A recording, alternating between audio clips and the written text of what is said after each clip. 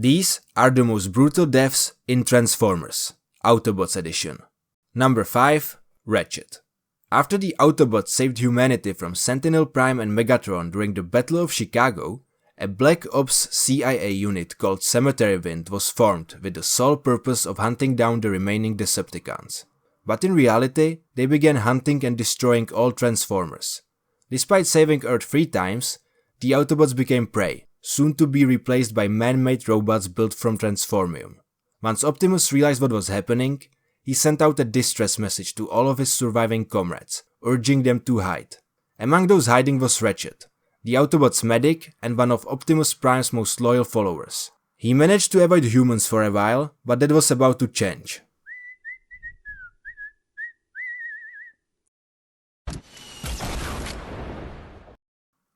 Ratchet tried desperately to escape, but the soldiers soon caught up to him. They hit him with everything they had, forcing him out of his alternate mode and shooting off his leg in the process. Since running was no longer an option, Ratchet decided to plead with them.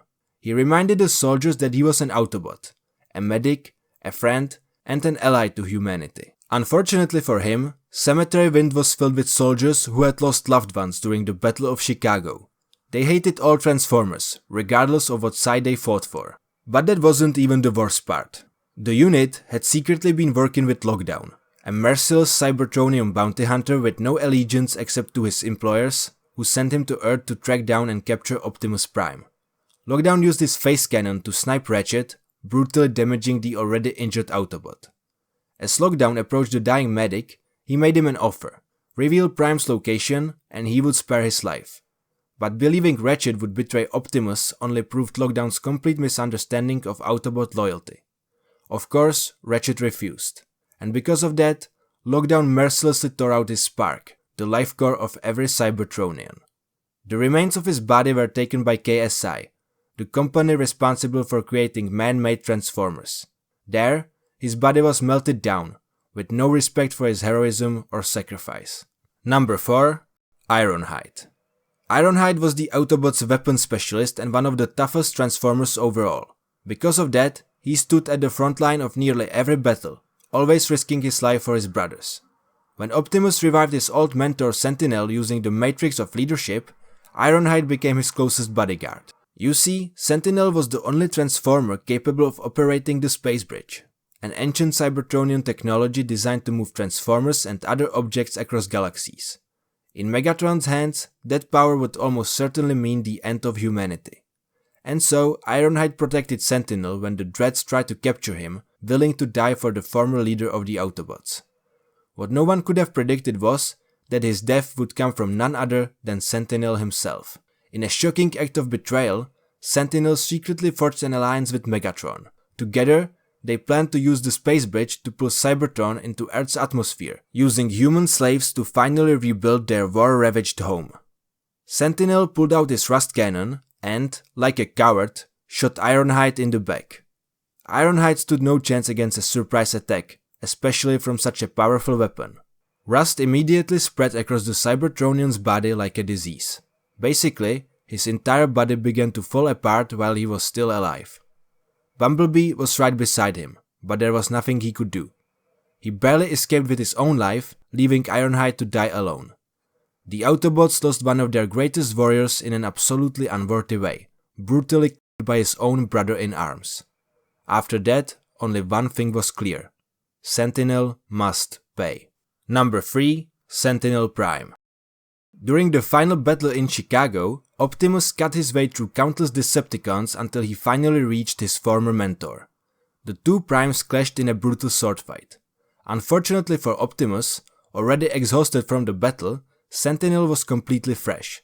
He quickly overpowered Optimus, severing his arm from his body. At this point, there was no redemption for Sentinel. Despite all the destruction he had caused, he insisted that everything he did was for Cybertron, claiming that the needs of the many outweighed the needs of the few.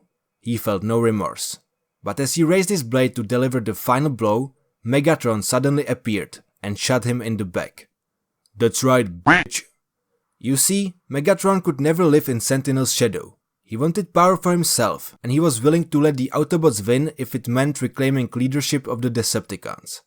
What he didn't expect was that Optimus was actually a war crime committing psycho. After Megatron saved him, Prime decided to thank him by ripping off his head. With Megatron out of the way, Optimus turned his attention back to his old friend. The fallen Prime begged Optimus to see things from his point of view, but it was far too late. His fate was already sealed.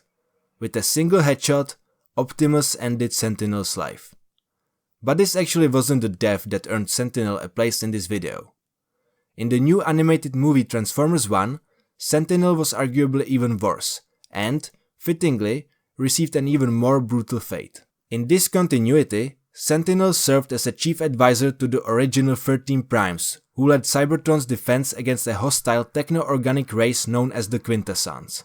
Though he was respected for his high position, Sentinel's hunger for power continued to grow. He eventually plotted the destruction of the Primes, and through his betrayal, became the sole ruler of Cybertron. However, the Quintesson threat did not disappear. Without the 13 Primes, Sentinel couldn't stand against them. Instead, he secretly became their servant. The Quintessons demanded a steady supply of energon from him, the lifeblood of all Cybertronians.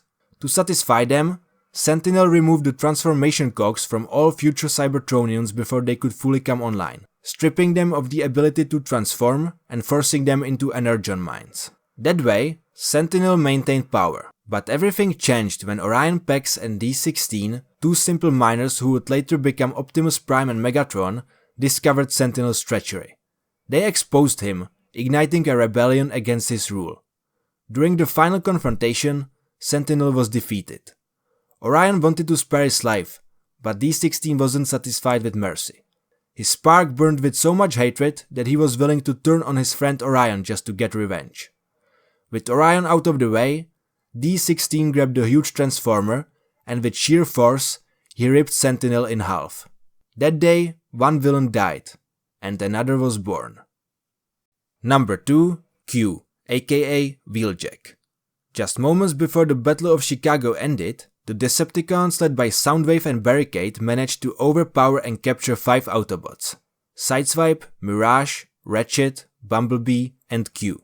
While fans of the Transformers Prime TV series know Wheeljack as a reckless yet highly skilled warrior, Michael Bay's version of the character wasn't much of a fighter.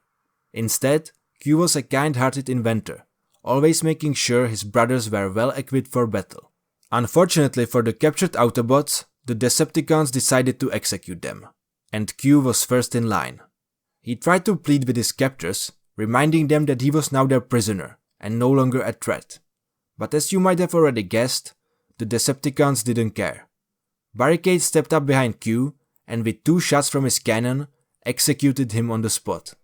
Just days after Ironhide's death, Bumblebee was once again forced to watch one of his friends fall, completely powerless to help. Number 1. Jazz. Of course, this video wouldn't be complete without including one of the coolest Autobots ever, First Lieutenant Jazz. Despite being one of the smallest Transformers, Jazz was an incredible fighter with one quality that outshined most of his comrades: bravery.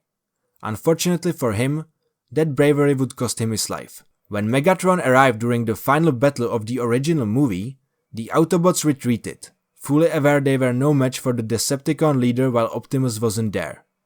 But Jazz wasn't about to run. He stayed behind to cover the others as they escaped, attacking Megatron without hesitation or fear. Unfortunately, the difference in size and strength was just too big. Megatron carried Jazz to the top of a nearby building and gripped him with both hands. In one brutal motion, he tore the Autobot in half, causing a brief but unimaginable amount of pain. You see, Megatron obviously has a thing for ripping people in half, but unlike Sentinel, Jazz never stood a chance, making this death feel even more brutal.